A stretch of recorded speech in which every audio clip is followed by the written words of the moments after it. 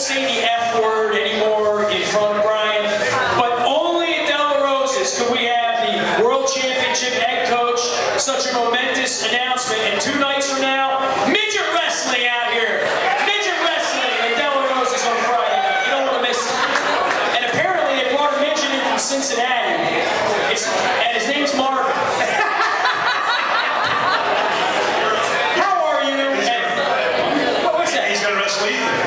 True son, Ethan. There you go. All right. How has your last 8 months been? Let's just jump into this, and we'll get to WNST.net and our investment ownership and all that stuff. But what have you been doing? What does a head coach that went in another direction do for 8 months? Well, my wife's been asking. She says, when is all this time off you were going to have? When does that kick in? It's been great. There's been some things I've been able to do that I would like this, the relationship with you and WNST.net going forward. My youngest daughter's at Ohio State playing field hockey. I actually got over and got to see some of those spring matches that she had. We're building the home over on the Wye River.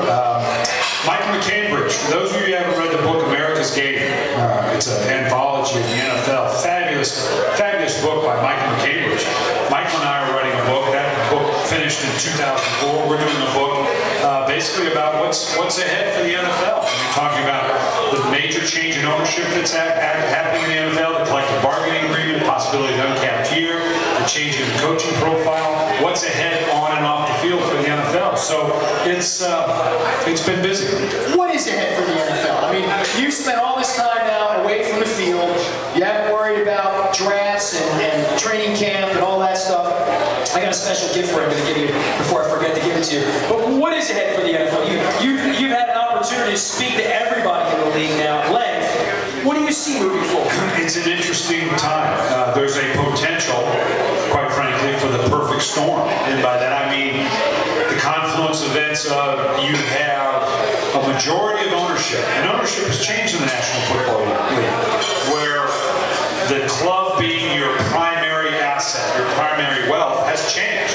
When you have the billion-dollar owners that come in that bring a certain perspective, over half of which were not owners when we had the last strike.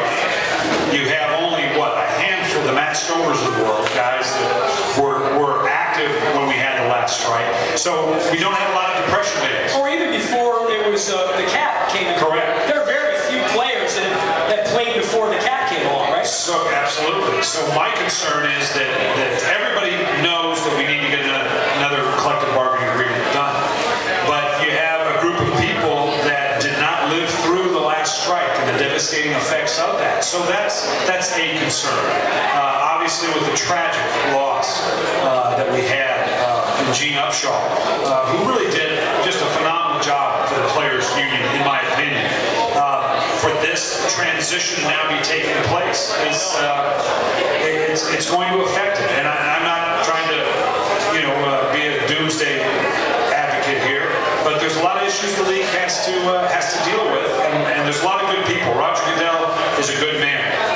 Eric Grubman, who's the CFO for the league, from Baltimore, used to be with Goldman Sachs, brilliant man, has a real understanding and grasp of the issues. You've got ownership that really does believe in the league, but business is business, and that always, inserts itself at some point. And these are issues off the field that we're going to have to deal with.